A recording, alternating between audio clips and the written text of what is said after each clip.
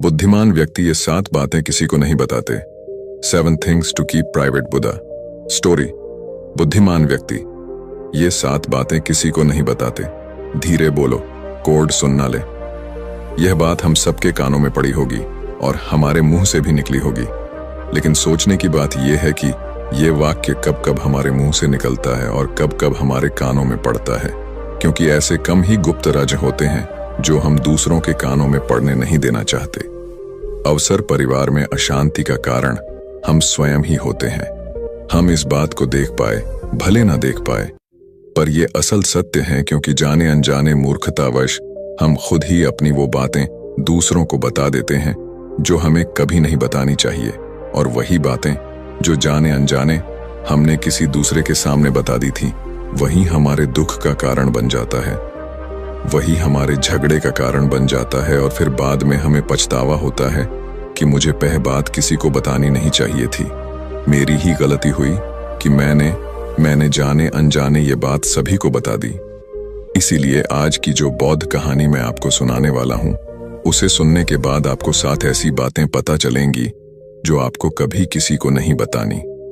ये जो 7 बातें हैं जो आपको किसी को नहीं बतानी, क्यों नहीं बतानी, इसके पीछे का तर्क भी मैं आपको दूंगा। और इन 7 बातों के अलावा अगर आपको लगता है कि कोई बात ऐसी है जो मुझसे छूट गई या मैं नहीं बता पाया, तो कमेंट सेक्शन में जरूर बताना। इससे पहले कि आप इस बौद्ध कहानी में खो जाएं, इस चैनल को सब्सक्राइब जरूर कर लें। तो चलिए कहानी शुरू करते हैं। एक समय की बात है। एक नगर में राजेश नाम का एक युवक रहता था। वो युवक बहुत गरीब था। 2 वक्त की दाल रोटी भी बड़ी मुश्किल से उसको नसीब होती थी। किसी काम की तलाश में दिन रात खोज करने पर भी उसे कोई काम नहीं मिल रहा था। फिर एक दिन उसने अपनी पत्नी के सामने अपनी सारी समस्या बता दी। उसने अपनी पत्नी को कहा कि मैं जिस जगह भी काम मांगने के लिए जाता हूं, तो हर कोई मुझे यह कहकर काम नहीं देता कि हमारे पास काम की जरूरत नहीं है।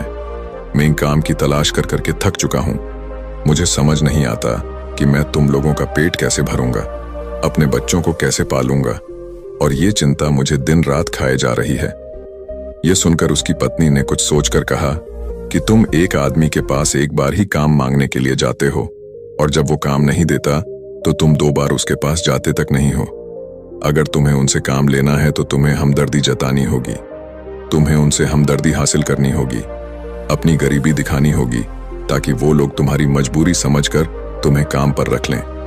इसीलिए शर्म मत करो, उन्हें अपनी मजबूरी बताओ, अपनी गरीबी बताओ, और इसी उपाय से तुम काम पा सकते हो।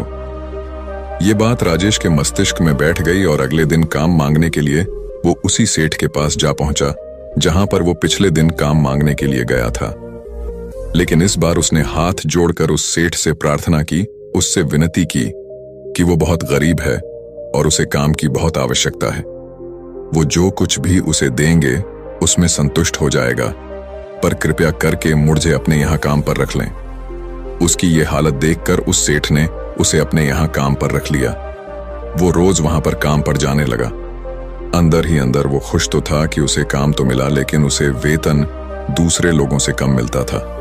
वही काम जो दूसरे लोग कर रहे थे, उन्हें ज्यादा वेतन मिल रहा था और इससे कम वेतन मिल रहा था। जब इस बारे में उसने अपने सेठ से कहा तो सेठ ने कहा कि देखो भाई, तुम्हें काम की जरूरत थी, मैंने तुम्हें काम दिया। मेरा धन्यवाद करने की बजाय तुम मुझसे शिकायत कर रहे हो।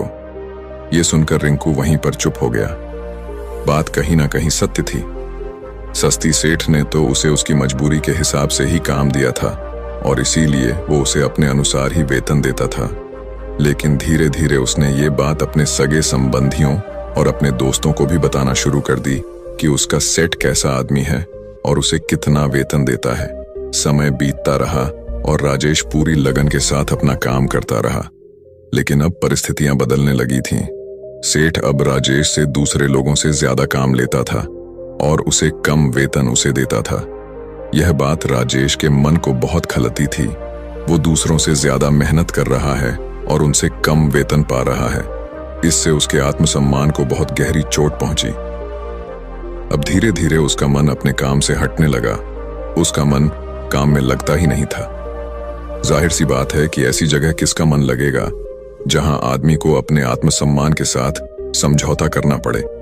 इसीलिए जल्द ही उसने अपना काम छोड़ दिया और वो घर पर आकर खाली बैठ गया। अब उसके पास घर का खर्चा चलाने के लिए भी पैसे नहीं बचे थे। इसीलिए उसने अपने सगे संबंधियों और अपने दोस्तों से सहायता मांगने शुरू की। लेकिन उसके दोस्त उसके सामने तो उसे दया का पात्र समझते थे, उसे दिलासा देते थे, लेकिन पीछे से उसका मजाक उड़ाते थे। वो कहते हैं कि कितना बेवकूफ है, सेठ ने इतना काम लिया और बेचारे को पैसे भी नहीं दिए। अरे हम इसको पैसे दे दें तो ये कल हमारा भी पैसा वापस कर पाएगा। इसकी ऐसी हालत है, काम तो इसके पास कुछ है नहीं, पैसा कहां से लाके देगा। और इसी वजह से राजेश की हालत दिन ब दिन खराब होती जा रही थी।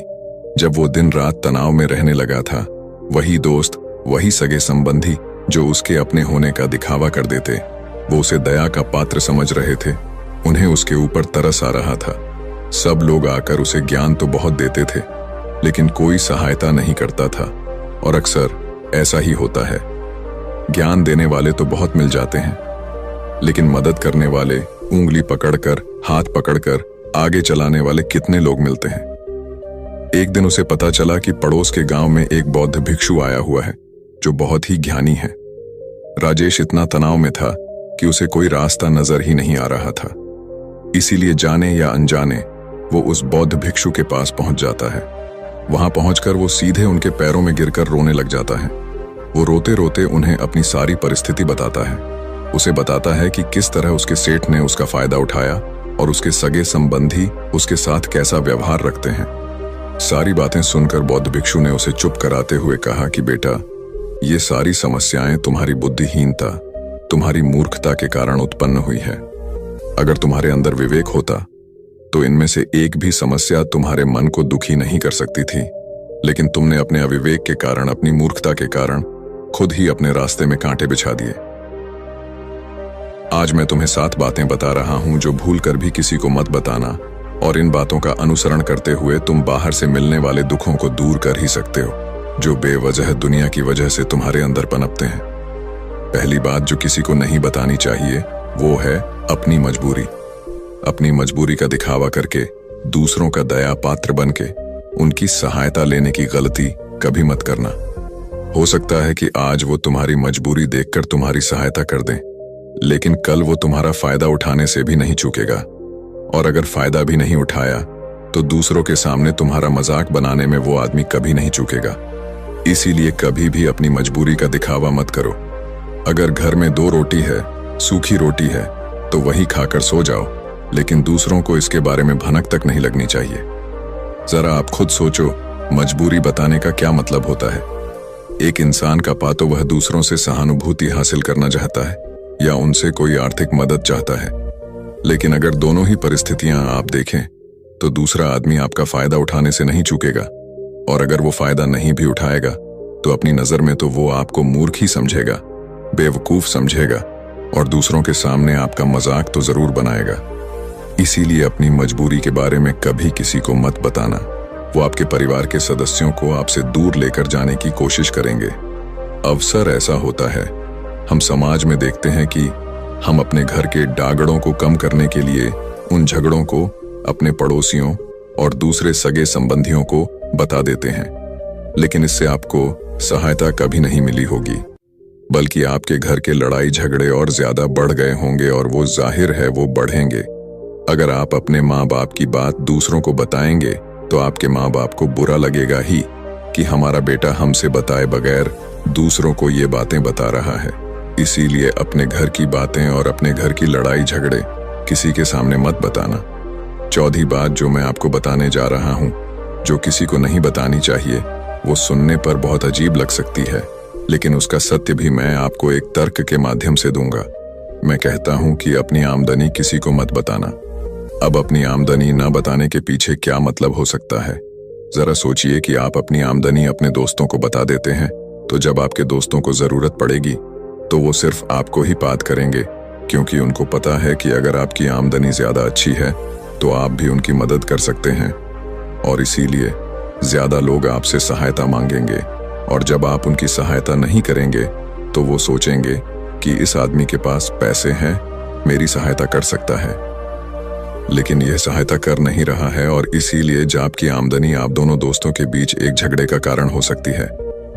कम आमदनी होगी तो लोग मजाक उड़ाएंगे और ज्यादा होगी तो सहायता मांगेंगे, तो अपनी आमदनी बताने का कोई मतलब नहीं है। पांचवी बात जो मैं आपको बताने वाला हूं उसे आप गांठ बांध लेना और किसी को ये बात मत बताना। अपनी कमजोरियां और अपनी ताकत अक्सर इंसान को पता नहीं होता है कि उसकी कमजोरी या उसकी ताकत क्या है। लेकिन अगर आपको अपनी कमजोरी और अपनी ताकत पता है तो पहली बात तो आप बहुत ही बुद्धिमान आदमी हैं।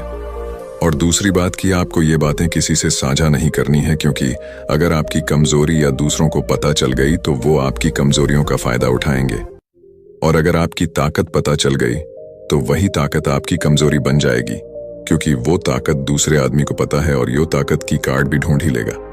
अपनी कमजोरी और अपनी ताकत अपनी पत्नी या अपने पति को भी नहीं बतानी चाहिए, क्योंकि इसके बाद आपको घर में उनसे हमेशा दब के रहना पड़ेगा।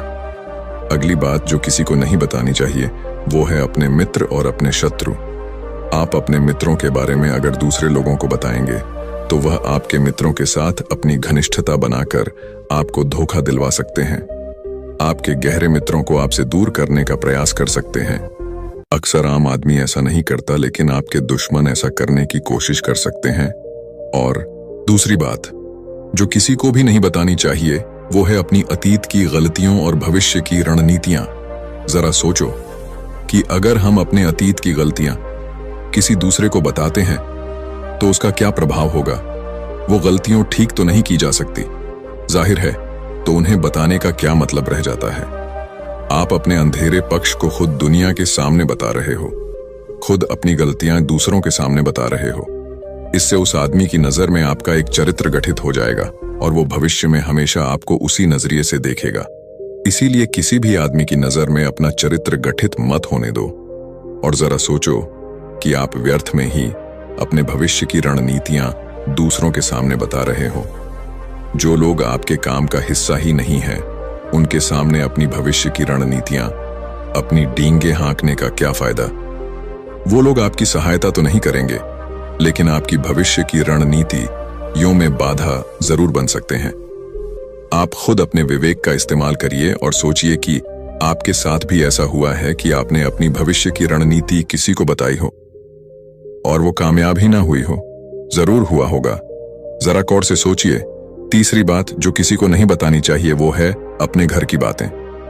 जो भी हमारे घर के अंदर आपस में बातचीत होती है, हमारे माँ बाप के साथ, हमारी पत्नी के साथ, हमारे बच्चों के साथ, वो बातें परिवार तक ही सीमित रहनी चाहिए। अगर आप इन बातों का दूसरों के सामने किंढोरा पीटते हो तो दूसरों को आपके घर में घुसने का एक मौका मिल जाता है और वह इसका फायदा उठाने से कभी नहीं चूकेंगे।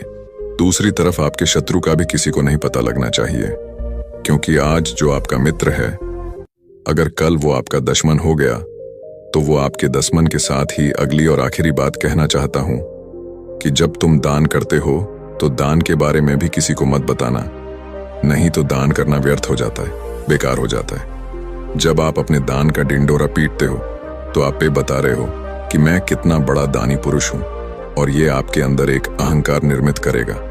इसीलिए दान गुप्त रूप से किया जाए उतना ही अच्छा होता है, उतना ही फलदायी होता है। जब आपका बायां हाथ दान कर रहा हो तो दाएं हाथ को बिना पता चले कि बायां हाथ दान कर रहा है। ये 7 बातें जो बौद्ध भिक्षु ने राजेश को बताई, इनमें संसार के सभी सिद्धांत छिपे हुए हैं। इन बातों का अनुसरण करते हुए आप अपने घर में सुख शांति बना सकते हैं और घर के झगड़े हमेशा के लिए दूर कर सकते हैं। आप इन बातों के बारे में अपने विवेक से भी सोचेंगे तो आपको यह बातें सच मालूम पड़ेगी। हमारा कहानी सुनाने का मकसद यही है कि आपका विवेक जागृत हो। आप खुद उन बातों के बारे में सोचें जो हम आपको बता रहे हैं, और अगर हम गलत हैं तो आप कमेंट सेक्शन में वो बात जरूर बताएं जिस पर हम गलत हैं। और इनके अलावा भी अगर आप कुछ जानते हैं तो उन बातों को भी कमेंट सेक्शन में जरूर डालें। तो दोस्तों, कैसी लगी आपको ये कहानी?